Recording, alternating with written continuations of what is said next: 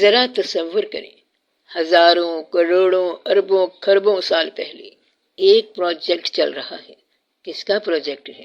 اس کا، وہ جو رحمان ہے، جس میں اس کی تمام پاک ناموں کی صفات موجود ہے۔ اس نے تعلیم دی قرآن کی، کس کو؟ اپنے اسما کے طول و عرض سے متعلق خصوصیات زندگی کو تشکیل دیا، اور اب اس کے اظہار کے لیے انسان کو پیدا کیا تاکہ وہ بیان میں لا سکے، عمل میں لا سکے ان صفات کو۔ اس نے انسان کو، انسان کے جسم کو خشک مٹی یعنی خلیوں کی ساخت پر مشتمل وجود سے پیدا کیا۔ یہاں سے بات بڑی گہرائی سے سمجھیے کہ ایک انسان ہے جو ایک حقیقت ہے، ایک امر ہے، ایک الگ چیز ہے، جسے اب کسی جگہ محفوظ کرنا ہے۔ اسے رکھنے کے لیے ایک خانہ، ایک دراز یا ایک صندوق بنایا گیا جس میں اسے حفاظت سے رکھا جانا ہے۔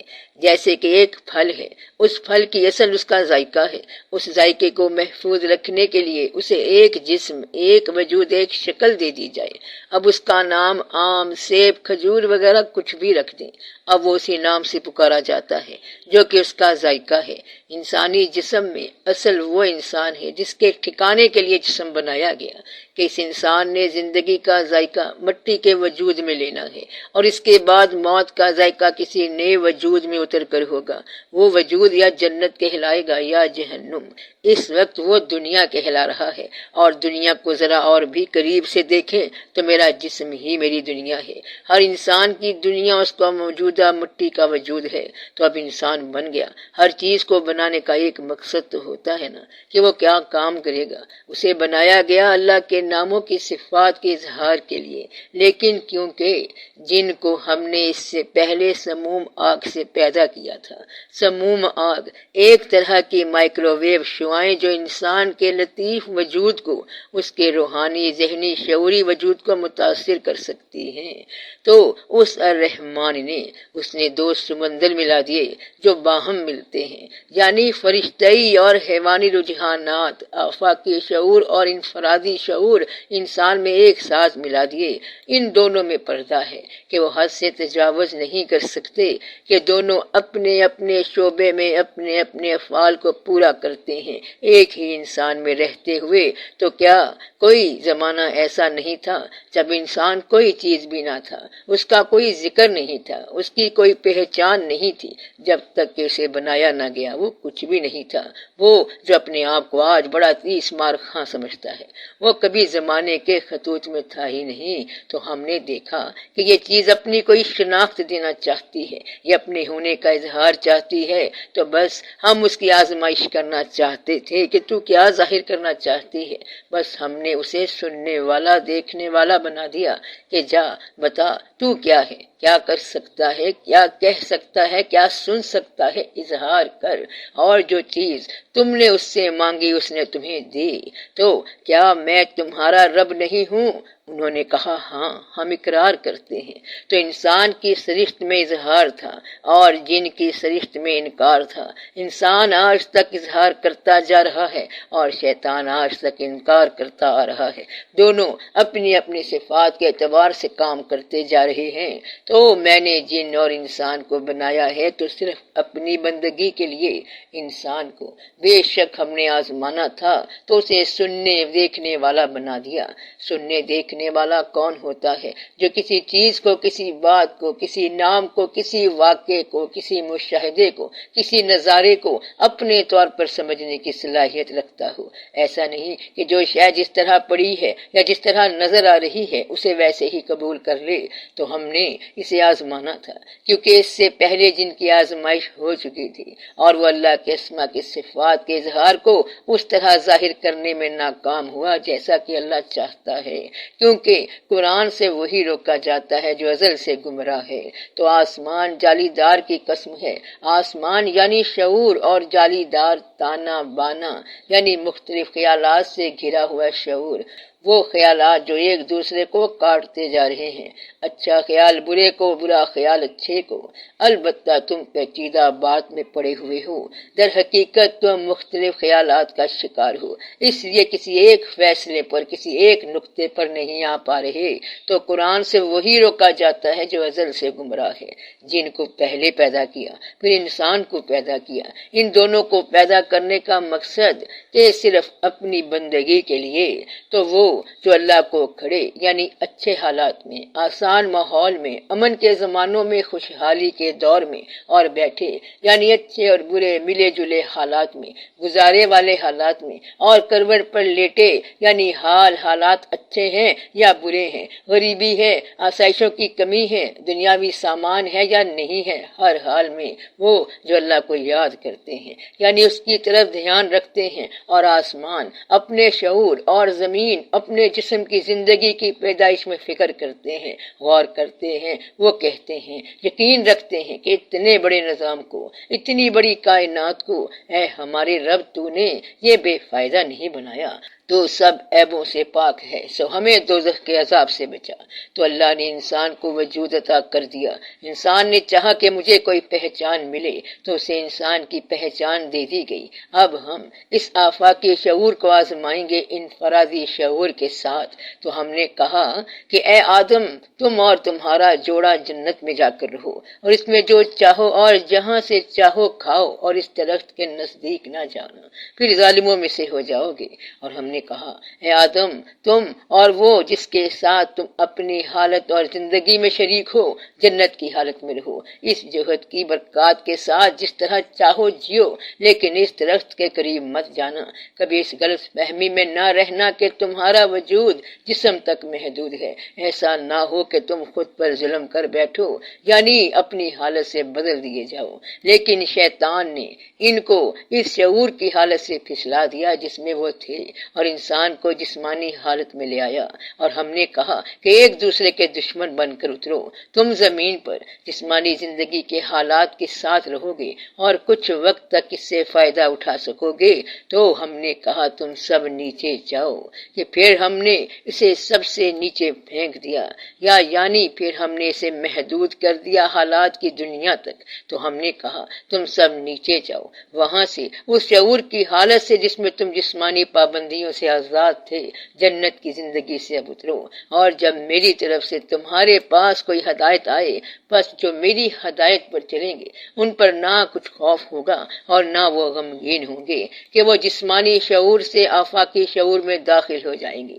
یہاں کی دنیا کی پریشانیاں یا خوف ان پر اثر انداز نہیں ہوں گے، کیونکہ انہیں یقین ہے کہ ہم تو اللہ کے ہیں اور ہم اسی کی طرف لوٹ کر جانے والے ہیں۔ ہمارے رب نے ہمیں اس بات سے پہلے ہی آگاہ کر دیا ہے کہ ہم نے تمہیں کچھ خوف اور بھوک اور مالوں اور جانوں اور پھلوں کے نقصان سے ضرور آزمانا ہے۔ تمہیں بہت سے نقصانات ہوں، بہت سے فائدے ہوں گے، لیکن جو یہی سمجھ کر بیٹھ جائے کہ سب ختم ہو گیا اور یہ ہمیشہ کے لیے ہے، تو پھر اس کی عقل ناقص ہے۔ جو ذرا سے فائدے یا نقصان سے متاثر ہو جائے اور بھول جائے اپنے رب کے حکم کو، اس کی آزمائش کو، تو اب آ رہا ہے اس بیان کا سب سے لطیف حصہ۔ میری آزمائش کے لیے، مجھے جزا سزا دینے کے لیے، مجھے کوئی مقام دینے کے لیے میرے رب نے مجھے ایک امانت سونپی ہے۔ وہ امانت میری جان ہے، جان نفس میں ہے اور نفس قبض میں ہے، یعنی ایک پنجرے میں ہے، وہ پنجرا میرا جسم ہے۔ یہ دنیاوی وجود ہے جس میں بند ہم ایک دوسرے کو اللہ کی دی ہوئی بینائی اور بصیرت کے ساتھ دیکھ رہے ہیں۔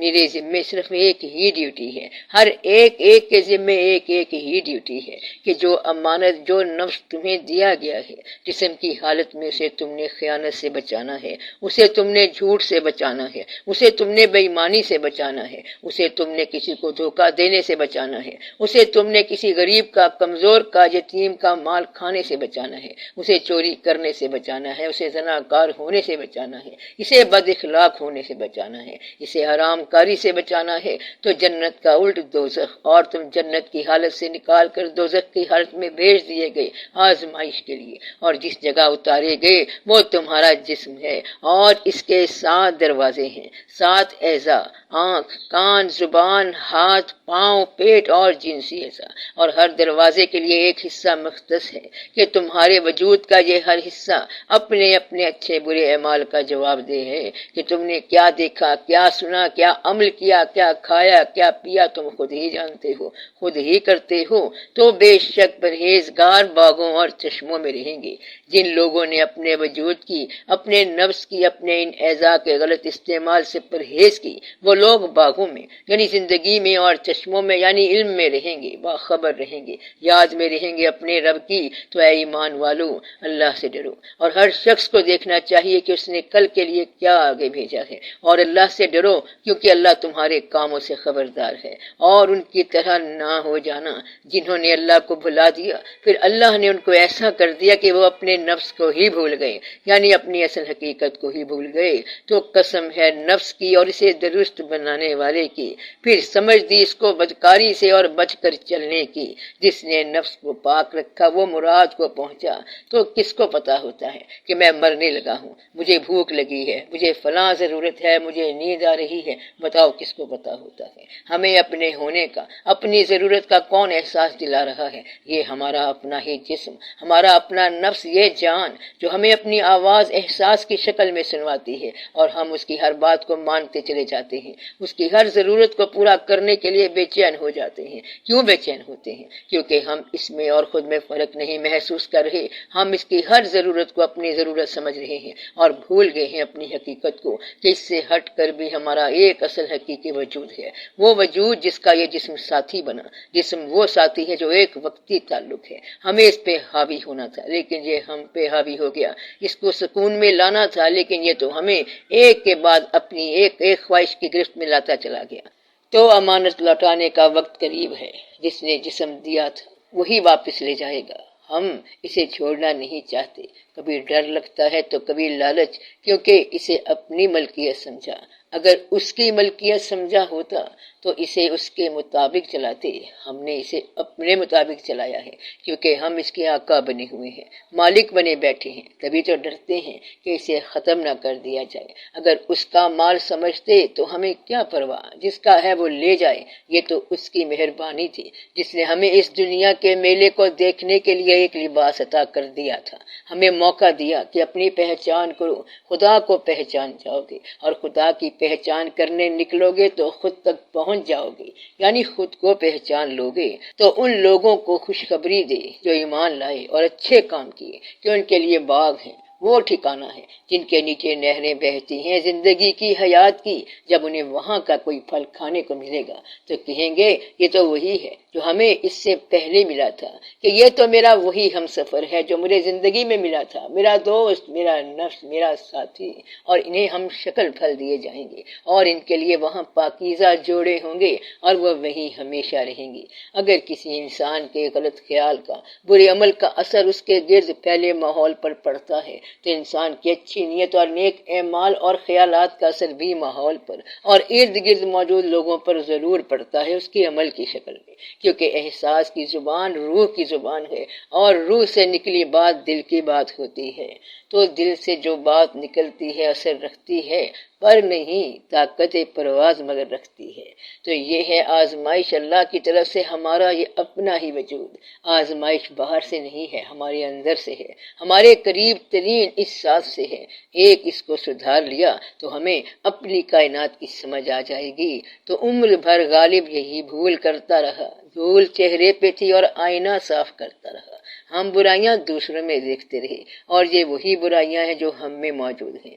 ہم نے اگر اپنی کسی برائی کو اپنے نفس سے ہٹا دیا تو پھر ہمیں وہ باہر کہیں نظر نہیں آئے گی، کیونکہ وہ تو ہمارے اندر تھی۔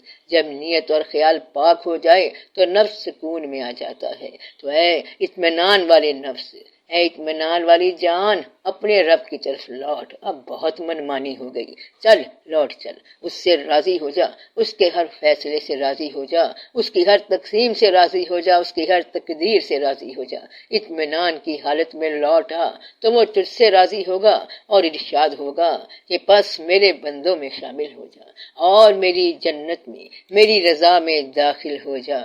تو سب کا بھلا، سب کی خیر، جیتے رہو بہن بھائیوں، بیٹے بیٹیوں، فی امان اللہ۔